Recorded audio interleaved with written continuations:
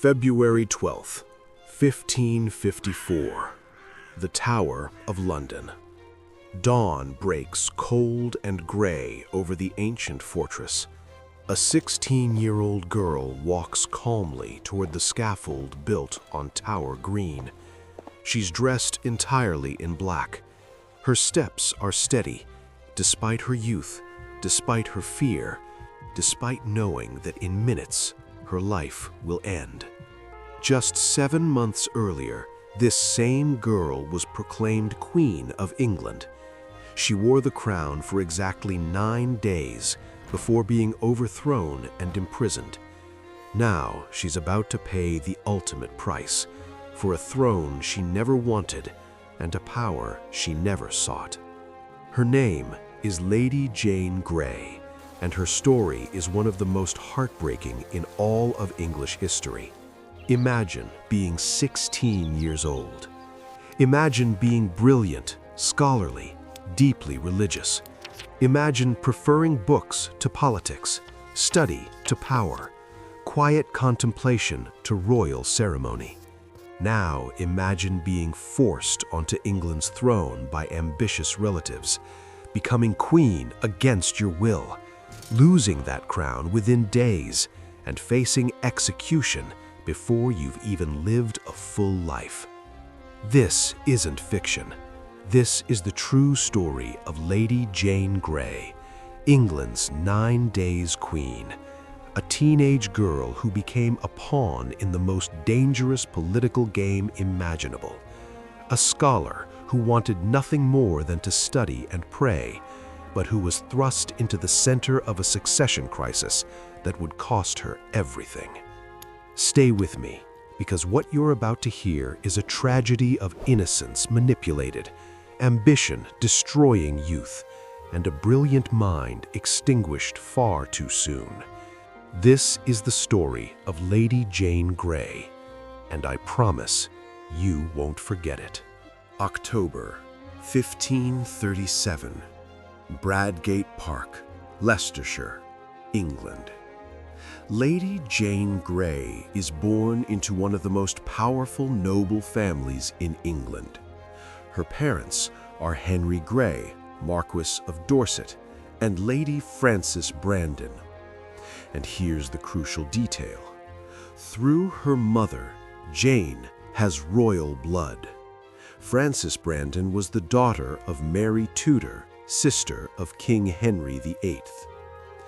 This royal connection will define Jane's entire life and, ultimately, end it. Young Jane grows up in luxury, but not happiness. Her parents are ambitious, social-climbing aristocrats who see their daughter primarily as a tool for advancing family interests. Contemporary accounts suggest that they were harsh, possibly abusive, demanding perfection and punishing failure. Jane finds escape in scholarship, and here's where her story becomes remarkable. Jane Grey is genuinely brilliant. In an era when most aristocratic women received minimal education, Jane masters multiple languages. By her early teens, she's fluent in Latin, Greek, French, Italian, and Hebrew. She studies theology, philosophy, and classical literature with passion and sophistication. Roger Ascham, one of England's most respected educators and later tutor to Princess Elizabeth, visited Jane when she was about 15. He later wrote about finding the entire household out hunting except Jane, who was reading Plato's works in the original Greek. When Ascham expressed surprise that she wasn't joining the hunt, Jane reportedly said the pleasure she got from Plato far exceeded any pleasure from hunting. She told Ascham that her parents were so harsh that reading was her only comfort. "When I am in the presence of either father or mother," she said, "whether I speak, keep silence, sit, stand, or go, eat, drink, be merry or sad, Be sewing, dancing, or doing anything else, I must do it as perfectly as God made the world, or else I am so sharply taunted, so cruelly threatened, yea, sometimes with pinches, nips, and bobs. This paints a heartbreaking picture, a brilliant, sensitive teenager seeking refuge in books from parents who see her as property to be controlled and exploited. But Jane's scholarly interests weren't just intellectual, they were deeply religious. She was a committed Protestant at a time when England's religious identity was in flux. Her faith was sincere, learned, and central to her sense of self. This combination, royal blood, intellectual brilliance, and devout Protestantism, made Jane valuable to certain powerful people, particularly to one man, John Dudley, Duke of Northumberland, the most powerful politician in England during the reign of the young King Edward VI. To understand Jane's tragedy, we need to understand the political chaos of 1550s England. King Henry VIII had passed away in 1547, leaving three potential heirs: his son Edward, Protestant, legitimate; his daughter Mary, Catholic, legitimate; and his daughter Elizabeth, Protestant, technically illegitimate but later legitimized. Henry's will specified the succession order: Edward, then Mary, then Elizabeth. Edward VI took the throne at age 9. Real power rested with the Regency Council, and by 1550, John Dudley, Duke of Northumberland, had maneuvered himself into control as Lord President of the Council. Dudley was brilliant, ambitious, and ruthless. He recognized a problem. King Edward VI was sickly. When Edward passed away, the crown would pass to Princess Mary, and Mary was Catholic. She would undo the Protestant reforms that had defined English religion since Henry VIII's break with Rome. Dudley, a committed Protestant, found this unacceptable. He needed to prevent Mary from taking the throne. But how? The answer: change the succession through legal manipulation and install a Protestant monarch Dudley could control. Dramatic pause. Enter Lady Jane Grey.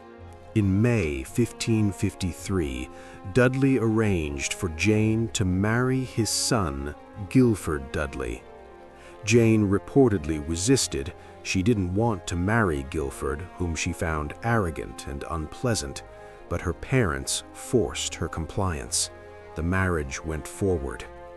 Now, Jane was Dudley's daughter-in-law, and Dudley had successfully connected his family to the royal bloodline. The next step was convincing the dying King Edward VI to change the succession. Dudley played on Edward's fear that his Catholic sister Mary would undo his religious legacy. He argued that the crown should pass to Jane Grey, Protestant, educated, devout, and safely married to Dudley's son. Edward, who was deeply religious and genuinely fearful of Catholic restoration, agreed. In June 1553, Edward signed a document called My Device for the Succession, which bypassed both Mary and Elizabeth in favor of Jane Grey and her male heirs. This was legally questionable at best. It contradicted Henry VIII's will and an act of Parliament, but with the dying king's signature and Dudley's political power backing it, the plan moved forward. Jane herself knew nothing of these machinations. She was 16 years old, newly married against her will, and more interested in her studies than in politics. On July 6, 1553, King Edward VI passed away at age 15. His final illness had been agonizing, probably tuberculosis, possibly complicated by other conditions. He'd suffered for months. and the succession crisis that Dudley had engineered was about to explode into Jane's life. July 9th, 1553. Jane is at Sion House, a manor belonging to the Dudley family. She's summoned to a meeting with a group of nobles. She doesn't know what to expect. Perhaps some family business, perhaps news about King Edward, whose illness everyone knew was terminal. Instead, the nobles inform her that King Edward has passed away and that he named her as his successor. She is now Queen of England. Jane's reaction, recorded by witnesses, was shock and distress. She reportedly fell to the floor, weeping. She said she wasn't worthy. She didn't want the crown. She knew she wasn't the rightful heir. But the nobles insisted. Her father insisted. Her new father-in-law, Dudley, insisted. This was God's will, they told her. England needed a Protestant queen. She had a duty. 16-year-old Jane, raised to be obedient to authority and dutiful to God's calling, finally accepted. She was proclaimed Queen of England on July 10th, 1553. But almost immediately, things started going wrong. Princess Mary, the rightful heir, according to Henry VIII's will and parliamentary statute, had been warned of Edward's passing. She'd fled to East Anglia, where she had strong support, and from there, she proclaimed herself the true queen. The country had to choose: Jane, the Protestant teenager backed by Dudley's political machine, or Mary, the Catholic daughter of Henry VIII with clear legal right to the throne. The choice wasn't difficult for most people. Whatever they thought about Mary's religion, she was the legitimate heir. Jane was a usurper, put forward by an ambitious noble using a legally questionable document. Support rallied to Mary. Nobles, common people, even some who'd initially backed Jane, switched sides. The fleet sent to capture Mary defected to her cause. Military forces marched toward London, not to support Jane, but to support Mary. Dudley realized his scheme was collapsing. He personally led troops to face Mary's forces, leaving Jane in the Tower of London, explaining, which served as both royal residence and fortress. Meanwhile, Jane's brief reign was nightmarish.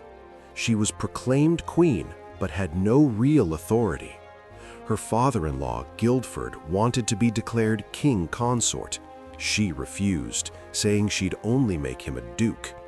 This created tension with the Dudley family, even as her throne was crumbling. She tried to send out proclamations. She tried to establish her authority, but she was 16, inexperienced, and surrounded by people pursuing their own agendas. She was queen in name, but prisoner in reality. By July 19th, just 9 days after Jane's proclamation, the Privy Council abandoned her. They declared Mary the rightful queen. Jane's supporters melted away. Dudley was captured attempting to flee. Jane's father, the Duke of Suffolk, came to her chambers and told her it was over. He personally removed the cloth of estate from her chambers, the royal canopy that symbolized her authority. Jane's reaction was reportedly relief. "Can I go home now?" she asked. The answer was no, because while Jane might not have wanted to be queen, she'd still been queen. She'd accepted the crown, signed documents, issued proclamations. In Mary's eyes, Jane was a traitor. Jane was placed under arrest in the Tower of London, no longer as royal resident, but as prisoner. Her 9-day reign was over, but her ordeal had barely begun. Mary I took the throne in triumph. She was England's first ruling queen, and she had broad popular support initially. People were glad the succession crisis was resolved without prolonged conflict. But Mary faced the question, what to do with Jane Grey? Jane was technically guilty of treason. She'd accepted a crown that wasn't rightfully hers. But she was also clearly a pawn, a teenager manipulated by ambitious adults. Many people, including some of Mary's advisors, recommended mercy. Mary initially seemed inclined toward leniency. Jane was kept imprisoned, but not immediately tried. Mary's real enemies were the adults who'd orchestrated the scheme, particularly John Dudley, Duke of Northumberland. Dudley was tried, convicted, and executed in August 1553. He reportedly converted to Catholicism before his final moments, though whether this was genuine or a desperate attempt to save himself remains debated. Jane's father, the Duke of Suffolk, was pardoned. Mary showed mercy to family. But this would prove a fatal mistake, as we'll see. For months, Jane remained in the Tower, treated relatively well, but still imprisoned. She had books, could write letters, and received visitors under supervision. She continued her studies, read scripture, and wrote theological reflections. And here is where Jane's story takes on another dimension, because while imprisoned, she engaged in religious debates and wrote theological treatises that demonstrate extraordinary intellectual sophistication for a 16-year-old. Mary sent chaplains to convert Jane to Catholicism. If Jane would convert, acknowledge Mary's religious authority, and repent her treason, she might be pardoned. Jane refused. Her refusal wasn't political, it was genuinely theological. Jane believed deeply in Protestant doctrine. She'd studied religious texts carefully. She was convinced Catholic practices contradicted Scripture, and she couldn't in good conscience renounce beliefs she held to be true. She engaged in written debates with Catholic theologians, matching them point for point, demonstrating detailed knowledge of biblical texts and theological arguments. These writings survive and reveal a remarkable mind, clear, logical, learned, and absolutely uncompromising in her convictions. But this theological stubbornness sealed her fate, because Mary couldn't allow a Protestant rival to remain alive, especially one who could potentially become a rallying point for Protestant opposition. Then, in February 1554, a Protestant rebellion erupted, Wyatt's Rebellion, led by Sir Wyatt the Younger. The rebellion opposed Mary's plan to marry Philip II of Spain, fearing foreign Catholic influence over England. Jane's father, the Duke of Suffolk, who'd been pardoned, joined this rebellion. It failed, but its existence terrified Mary. The Protestant threat was real, and as long as Jane lived, she represented a potential alternative queen for Protestant rebels. Mary decided Jane had to go. Even though Jane had nothing to do with Wyatt's rebellion, even though she'd actually criticized it, her mere existence was too dangerous. In February 1554, Jane was tried for treason and convicted. The sentence: she would be eliminated. Between her conviction and execution, Jane wrote a series of letters that survive today and provide extraordinary insight into her mind and heart during those final days. She wrote to her younger sister, Catherine, knowing she'd never see her again. The letter is both tender and theological. She comforts her sister, but also urges her to remain faithful to Protestant beliefs. She includes a Greek New Testament with notes she'd written, hoping Catherine would continue studying. She wrote to her father, who was also condemned and awaiting execution for his participation in Wyatt's rebellion. In this letter, Jane forgives him for forcing her into the situation that led to her death, acknowledges his faults, but also expresses daughterly affection and urges him to accept his fate with Christian resignation. She wrote theological treatises defending Protestant doctrine and criticizing Catholicism, not as political statements, but as genuine expressions of deeply held religious convictions. These writings reveal someone far more mature than her 16 years suggest. She's articulate, thoughtful, remarkably composed given her circumstances, and absolutely firm in her beliefs. Contemporary observers were struck by Jane's demeanor during her final days. She showed no hysteria, no desperate pleas for mercy, no breakdown. She accepted her fate with remarkable equanimity, not because she wanted to be eliminated, but because she believed God would accept her into heaven and that dying for her faith was meaningful. In our modern secular context, this religious certainty might seem strange, but for Jane, her faith wasn't just intellectual, it was the core of her identity. She genuinely believed that a few more years of earthly life mattered less than eternal salvation, and that compromising her theological principles would endanger her soul. So she went to her final moments unrepentant, uncompromising, and, by all accounts, unafraid. February 12th, 1554. The Tower of London. Jane wakes in her cell, knowing this is her final day. She's 16 years and 4 months old. She's allowed to dress carefully. She wears a black gown, mourning for herself. She prays. She reads scripture one final time. She's remarkably composed. Her husband, Guilford Dudley, had been scheduled to be eliminated the same morning. Jane had requested they not see each other beforehand.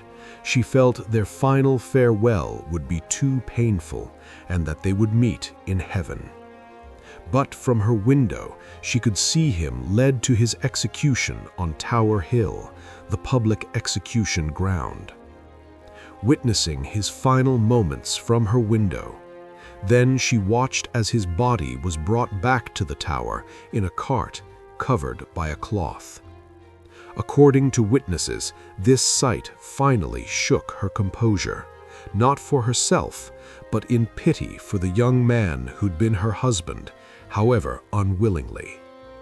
But she recovered herself. Her execution would be private, on Tower Green inside the Tower complex, a small mercy granted because of her rank. Public executions were considered more shameful. Around 10 a.m., Jane was led to the scaffold. She carried a prayer book. She was accompanied by 2 female attendants and the Tower's lieutenant. On the scaffold, she gave a brief speech. She acknowledged that she'd done wrong in accepting the crown, quote, unlawfully, though by my guiltless intent, but insisted she'd acted on the authority of those she'd been taught to obey. She forgave everyone involved in her condemnation. She asked observers to pray for her and to witness that she was passing away a true Christian woman. Then she recited Psalm 51, the Miserere, a psalm of repentance and plea for mercy. She knelt and said to the executioner, I pray you, dispatch me quickly. The executioner asked her forgiveness, as was traditional. She granted it. I forgive you with all my heart. Then came the moment that perhaps best captures Jane's final minutes. She was supposed to kneel at the block, but after being blindfolded, she couldn't find it. She groped around helplessly, saying, What shall I do? Where is it? Someone guided her hands to the block. She positioned herself correctly, stretched out her hands, and said her final words, Lord, into thy hands I commend my spirit. The blade of the executioner fell. Lady Jane Grey, Queen of England for 9 days, brilliant scholar, devout Protestant, innocent pawn in political games she never understood, gone at 16. Her body was buried in the Tower's chapel, St. Peter ad Vincula, alongside other executed nobles. Her father was eliminated just days later. The Grey family's ambitions had cost them everything. In the immediate aftermath, Jane's elimination was just one of many during Mary's troubled reign. Mary would become known as Bloody Mary for her aggressive persecution of Protestants. Hundreds would be executed for heresy during her 5-year reign. But Jane's story resonated differently than other victims. She was young. She was innocent of any real plotting. She was brilliant and articulate. She faced her final moments with extraordinary courage. And she'd been eliminated not for what she'd done, but for what she represented, a Protestant alternative to Catholic Mary. Protestant propagandists seized on her story. John Fox's Book of Martyrs, a massively influential Protestant text, presented Jane as an ideal martyr, learned, pious, courageous, and eliminated by Catholic tyranny. The legend grew. Jane, the scholar saint, too pure for this corrupt world. Jane, the innocent victim of political machinations. Jane, the Protestant heroine who died for her faith rather than compromise her principles. Later centuries added romantic elements. Victorian writers and painters portrayed Jane as a beautiful, tragic figure, emphasis on her youth, her innocence, her learning, her courage. Paul Delaroche's famous painting, The Execution of Lady Jane Grey, captures this romanticized version. Jane in white, blindfolded, groping for the block, while attendants weep. The actual historical Jane was probably both less saintly and more interesting than the legend suggests. She was genuinely brilliant, but also reportedly somewhat arrogant about her learning. She was sincerely religious, but also quite rigid in her theological views. She faced her final moments with courage, but had also shown very human fear and distress when thrust onto the throne. But the legend serves important functions. Jane's story became a cautionary tale about political ambition destroying innocence, about the dangers of religious extremism, about how the powerful sacrifice the vulnerable, about courage in the face of injustice. And perhaps most powerfully, Jane's story represents lost potential. She was 16, barely begun. Imagine what she might have accomplished with a full life. What might she have written? How might her mind have developed? What contributions might she have made to theology, scholarship, or governance? We'll never know. All that brilliant potential was extinguished on a February morning in 1554 for crimes she didn't commit, for power she never wanted, for political calculations she couldn't control. So, what lessons does Lady Jane Grey's tragedy offer us across nearly 5 centuries? Lesson 1. Children are not property. Jane was used by every adult in her life. Her parents, who married her off against her will, Dudley, who manipulated her onto the throne, even Mary, who executed her for political convenience. Jane's own wishes, her own desires for her life, were completely disregarded. In our time, we hopefully recognize children's rights more fully, but the exploitation of young people by those with power over them persists in various forms. Jane's story reminds us that young people are humans with their own agency, not tools for adults' ambitions. Philosophical. Lesson 2. Principles are worth defending, but at what cost? Jane could have saved her life by converting to Catholicism, but she refused to compromise her religious convictions. Was this admirable integrity or stubborn foolishness? The question is genuinely difficult. We admire people who stand by their principles, but we also value pragmatism and survival. Jane chose principle over life, and that choice defined her legacy, but also ended her at 16.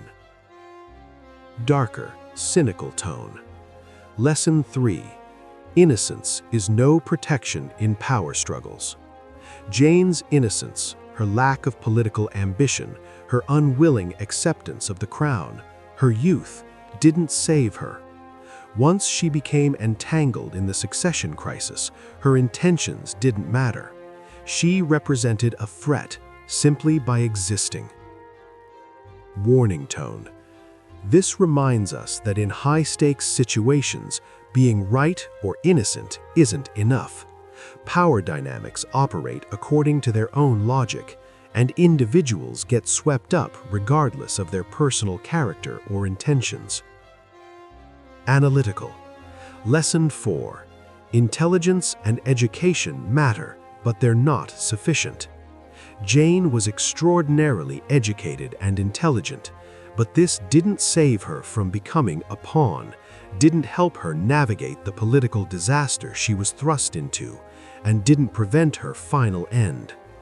Intelligence matters, education matters, but they're not magic shields against misfortune or exploitation. Jane's brilliance makes her tragedy more poignant, but didn't make her less vulnerable. Respectful and solemn. Lesson 5. How we face adversity defines us. Whatever Jane's flaws or limitations, she faced her final moments with remarkable dignity and courage. She forgave her enemies. She maintained her composure. She met her fate without breakdown or desperate pleading. This doesn't make her execution right, but it does demonstrate something about human capacity for grace under the worst circumstances. Jane's final hours revealed strength that 16 years of life hadn't necessarily suggested. Concluding, intellectual tone. Lesson 6. Stories shape legacy more than facts. The actual Jane Grey was a complex, flawed, real human being. The legendary Jane Grey is a Protestant martyr saint. The romanticized Jane Grey is a beautiful innocent destroyed by political evil. All these versions coexist. They serve different purposes. They tell us as much about the societies creating these narratives as about Jane herself. Understanding how legends develop teaches us to think critically about all historical narratives. Let's return to that image of teenage Jane, alone in her room at Bradgate Park, reading Plato in Greek while her family hunts outside. That's who she was at her core, a scholar, a reader, someone who found joy in learning and meaning in theological study. She never wanted to be queen. She never sought power. She wanted to read, to study, to pray, to live according to her convictions in whatever quiet way her position allowed. Instead, she became a pawn in a succession crisis. She wore a crown for 9 days. She spent 7 months imprisoned, and she faced execution at 16 for political reasons completely beyond her control. The tragedy of Lady Jane Grey isn't just that she passed away young. It's that she was never allowed to be herself. From birth, she was property, her parents' tool for social advancement, Dudley's pawn for political schemes, Mary's threat to be eliminated. Her own wishes, her own identity, her own preferences were completely irrelevant to the powerful people who controlled her life. The one place she had agency, her final moments, she used to demonstrate who she'd always been, a deeply religious person committed to principles she considered true, facing adversity as much courage as she could summon. That February morning in 1554, a 16-year-old girl knelt at a block, unable to find it because her eyes were covered, fumbling helplessly until someone guided her hands. It's an image of vulnerability, of someone young and frightened trying to maintain composure in the worst moment imaginable. And then she found her voice one final time. "Lord, into thy hands I commend my spirit." 500 years later, we remember her. Not because she was a great queen, she barely reigned at all. Not because she changed England's history, she was a footnote in the larger Tudor story. But because her tragedy captures something universal about innocence manipulated, potential destroyed, and courage found in the darkest moments. Lady Jane Grey, the 9 Days Queen, the girl who wanted nothing more than to read Plato in peace, teaches us about the cost of others' ambitions, the price of principle, and the dignity possible even when everything else is taken away. She deserved better. She deserved a full life. She deserved to become the scholar and thinker her intelligence suggested she could be. She deserved to make her own choices. Instead, she got 9 days as queen and eternity as a legend. If Lady Jane Grey's heartbreaking story has moved you, here's what I want you to think about. First, look for the pawns. In any situation involving power, whether politics, business, or social dynamics, ask yourself who's being used, whose interests are being sacrificed for others' ambitions. Jane's story teaches us to recognize exploitation, even when it's dressed up as duty or opportunity. Second, question whose stories get told and how. Jane became a Protestant martyr legend. But what about the hundreds of other people, Catholic and Protestant, eliminated during the Tudor period? What about the people whose stories didn't fit convenient narratives? History is full of selective memory. Being aware of this helps us think more critically. Third, remember that intelligence doesn't equal power. Jane was brilliant, but powerless. Education is valuable, but it doesn't automatically translate to control over your own life. Don't assume that being smart or informed is enough to protect you or others from exploitation. Fifth, think about the cost of principles. Jane died for her religious convictions. Was it worth it? That's a question everyone must answer for themselves. When do you compromise? When do you stand firm? What principles would you sacrifice life for? These aren't abstract questions. They're about how you navigate real ethical dilemmas.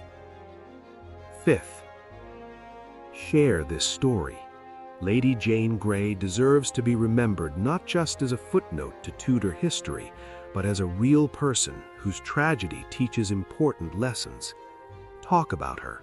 Write about her. Help ensure that her story survives another 500 years. The girl who wanted to read Plato has been gone for nearly 5 centuries, but the questions her life and final moments raise remain urgently relevant. How do we protect the vulnerable from exploitation by the powerful? How do we respect young people's agency? How do we balance principle and pragmatism? How do we find courage when facing impossible situations? Thank you for joining me on this journey through one of history's most poignant tragedies. Thank you for remembering Lady Jane Grey, not just as the 9 Days Queen, but as a real 16-year-old girl with dreams, beliefs, and a mind too brilliant to be extinguished so young. Her body rests in the Tower of London's chapel, but her story lives on, reminding us to see the humans behind the historical events, to question who benefits from power struggles, and to remember that behind every political crisis are real people with real lives being destroyed. Lady Jane Grey wanted to read. She wanted to study. She wanted to live according to her faith in peace. Instead, she got 9 days as queen and a scaffold at 16. Remember her, learn from her, and work to ensure that in your own time and place, brilliant young people get the chances she never had. The 9 days queen is gone, but the lessons of her tragedy endure.